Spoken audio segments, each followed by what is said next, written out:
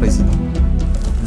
Le siège présidentiel est vacant, personne ne veut en parler. Et je vais vous dire pourquoi. Ça, je peux faire rapidement une parenthèse. Tout le monde sait qu'il est malade et qu'il est allé se soigner à l'étranger.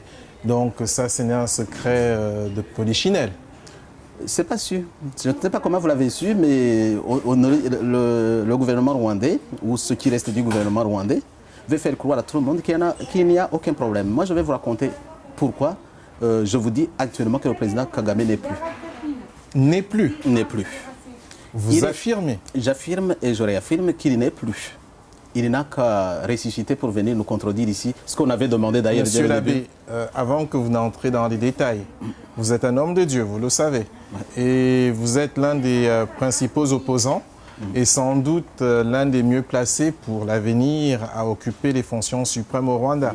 Donc en avançant ces propos, vous jouez totalement votre crédibilité. Je sais, vous êtes au fait. Je suis conscient de ça. Et y compris peut-être des poursuites de la part des autorités rwandaises. Je suis tout à fait prêt.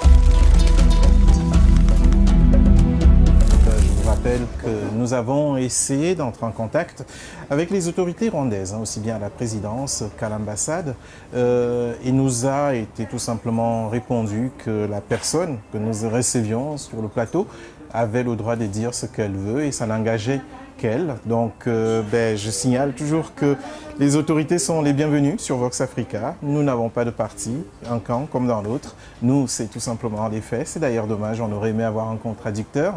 Il n'y en a pas. Peut-être que lors d'une autre émission, on aura cette fois la version côté pouvoir. En attendant, c'est l'opposition. On avait pensé que c'était un cancer fulgurant dont il souffrait, mais en fait, ce n'était pas ça. C'était, ils ont dit nervous breakdown. Nervous breakdown, c'est que le cerveau était complètement, le système nerveux était complètement désintégré. Il ne pouvait que le placer en soins palliatifs. Donc il y souffrait beaucoup.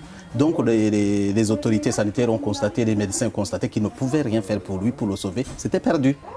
Alors ils ont décidé de le placer en soins palliatifs là-bas. Et puis, en attendant la décision de sa famille pour le débrancher. Parce qu'ils avaient établi, et ça c'est l'information, qu'ils ne peuvent pas revenir à la vie. En fait, ils ne peuvent pas le sauver. Donc vous êtes catégorique. Le président du Rwanda, actuellement, est en état de mort cérébrale. C'est ça. Et puis, ce qui m'intéresse beaucoup, c'est pas ça, parce que je peux y arriver aussi, quelqu'un d'autre peut y arriver, c'est un accident de la vie. Mais le problème, c'est des conséquences politiques de cela. C'est un président de la République en exercice. Cela se passe, le gouvernement ne dit rien. Voilà ce qui est bizarre.